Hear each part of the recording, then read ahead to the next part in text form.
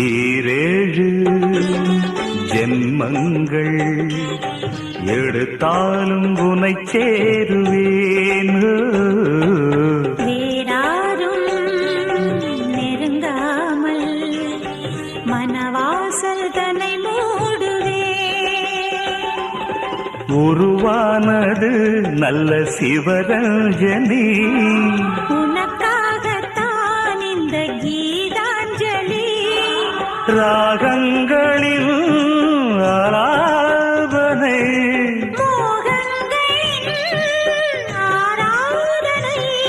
உடலும் மனமும் தழுவும் பொழுதில் உருகும் ஒரு ஜீவன்தான் உன் பாடல்தான் ஓயாமல் இசைக்கின்றது.